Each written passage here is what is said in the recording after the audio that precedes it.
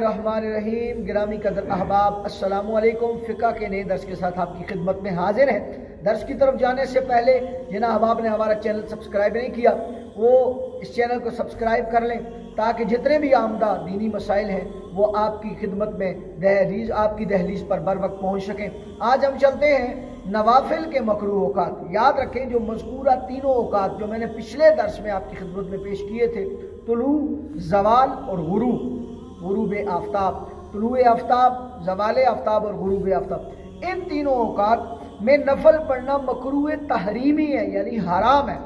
खा इनका कोई सबब खास ही क्यों ना हो। मतलब फर्क किसी शख्स ने इन औकात में नफल पढ़ने की मन्नत मानी। एक शख्स ने कहा जी मेरा फलां काम हो जाए तो मैं तुलू आफ्ताब के वक्त नफल पढ़ूंगा, या ज़वाल आफ्ताब के वक्त पढ़ूंगा, या गुरूब आफ्ताब के वक्त पढ़ूंगा, या इन औकात में तवाफ़ किया और तवाफ़ की 2 रकतें उसने अदा करनी थी, तो ये सारे उमूर जो है ये मकरूह तहरीमी है। तो ऐसी मन्नत ही बंदे को नहीं माननी चाहिए कि जो मन्नत जो है वो बंदा पूरी ना कर सकता हो।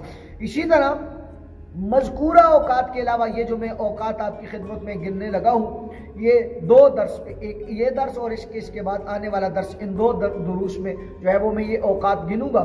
समाअत फरमा लीजिए कि ये जो औकात में गिन रहा हूँ इन औकात में भी नफल अदा करना मकरूह है।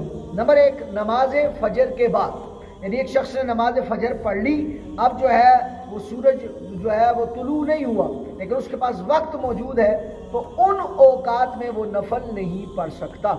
इसी तरह नमाज असर के बाद, याद रखें एक शख्स ने आज की असर की नमाज पढ़ ली, जैसे ही उसने असर की नमाज अदा कर ली, अब उसके बाद जो है उसके लिए नवाफिल पढ़ना मकरूह है, वो नवाफिल अदा नहीं कर सकता।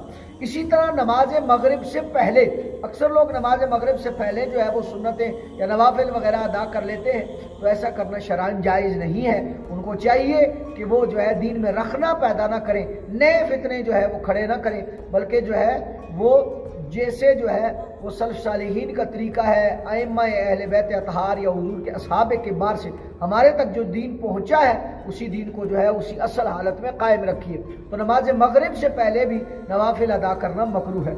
इसी तरह खतीब के खुतबा के लिए निकलने से लेकर फ़र्ज़ जुम्मा से फारिग होने तक, याद रखें खतीब जब 2 खुतबे दे चुकता है, 2 खुतबे देने के लिए खड़ा होता है, एक तो है ना एक हम जो है अपनी ज़ुबान में उर्दू में या पश्तो में या इंग्लिश में जो हम लेक्चर देते हैं पहले नमाज से जुमा से पहले, वो नहीं, उसके बाद जो हम 2 खुतबे पढ़ते हैं जो अरबी में खुतबे खड़े होकर इमाम पढ़ता है, उन 2 खुतबों के लिए जब इमाम खड़ा हो जाए उनसे लेकर फ़र्ज़ जुमा के फारिग होने तक आप कोई भी नफल अदा नहीं कर सकते हैं।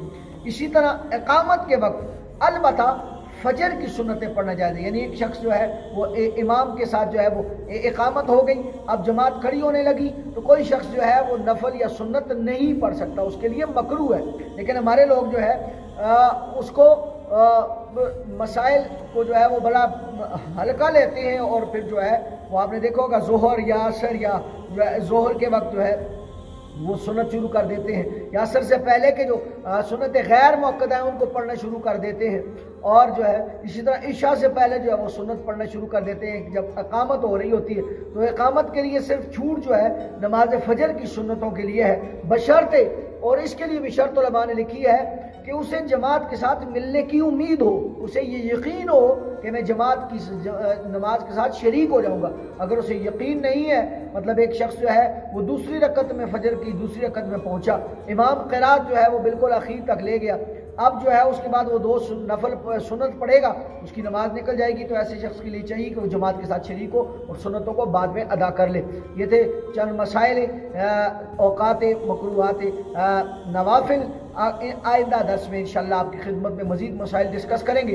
अल्लाह जो कुछ सुनाया मुझे और आपको इस पर अमल करने की तौफीक अता फरमाए। अस्सलामु अलैकुम व रहमतुल्लाहि व बरकातुहू।